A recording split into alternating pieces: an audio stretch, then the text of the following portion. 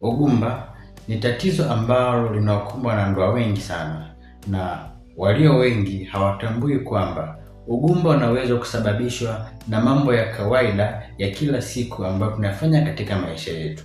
Wengi wao hudhani kwamba ugumba ni swala la ghafla au ni swala la bahati mbaya au ni swala la laana, lakini kumbe kuna sababu kadhaa ambazo zinaweza zikapelekea ugumba. Utakuwa nami Daktari Lenny Komba nikikuletea sababu hizo kwa undani. Kama ulikuwa bado kujiunga nasi, bonyeza alama subscribe, kengele pembeni yake, utakuwa umejiunga nasi. Sababu ya kwanza ni umri mkubwa.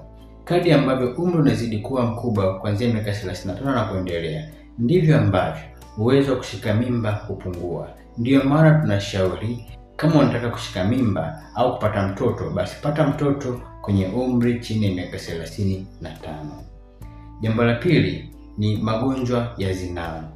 Magonjwa ya zinaa kama kisonono, kaswende, chlamydia pamoja na gonorrhea yamekuwa yakihusika katika kuharibu mfumo wa uzazi, jambo ambalo linaweza likapelekea ugumu katika kushika ujauzito. Jambo la tatu ni pombe na sigara. Pombe na sigara vimekuwa vikihusika katika kupunguza ubora wa mayai, lakini pia kupunguza ubora wa mbegu za kiume, jambo ambalo linaweza likaathiri upatikanaji wa mimba kwa kiwango kikubwa. Jambo la nne ni uzito kupita kiasi. Uzito kupita kiasi umekuwa ukichangia kuvuruga mfumo wa homoni mwilini, jambo ambalo linaweza likapelekea kuvuruga mfumo wa hedhi na kupelekea ugumu katika kushika ujauzito. Jambo la tano ni matatizo ya homoni.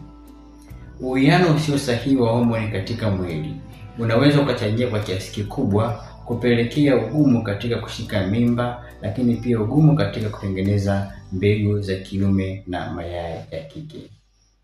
Jambo la sita ni kutumia dawa bila ushauri wa daktari. Zimekuwa zikiathiri moja kwa moja kitendo cha kutengeneza ujauzito. Hivyo tunashauri kabla hujatumia dawa yote ile, hakikisha mwasiliana na daktari ili uweze kupata ushauri wa kitaalamu ambao unaweza kukusaidia ili usipate madhara mengine. Jambo la 7 ni kuchelewa kutafuta msaada wa matibabu. Kuchelewa kutafuta msaada wa matibabu umekuwa ukipelekea kwa kiwango kikubwa wanandoa wengi kukosa uwezo wa kupata mtoto.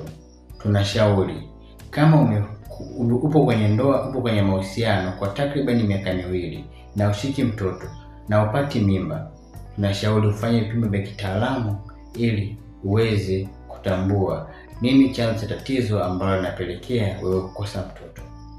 Jambo la 8 ni lishe isiyo sahihi.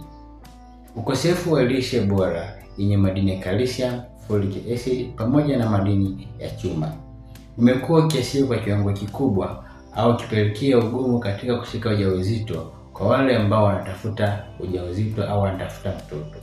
Tunashauri wanandoa ambao wanapanga kupata mtoto au wapo katika harakati za kutafuta mtoto, tunashauri watumie vyakula vyenye folic acid, vyakula vyenye madini ya chuma, lakini pia waache kutumia vyakula ambavyo vina sukari nyingi ili waweze kupata mtoto kwa urahisi. Jambo la mwisho katika siku ya leo ni magonjwa ya mfumo wa uzazi. Magonjwa ya mfumo wa uzazi kama endometriosis, uvimbe katika mfuko wa kizazi, yamekuwa yakiathiri kwa kiwango kikubwa upatikanaji wa ujauzito kwa baadhi ya wanandoa.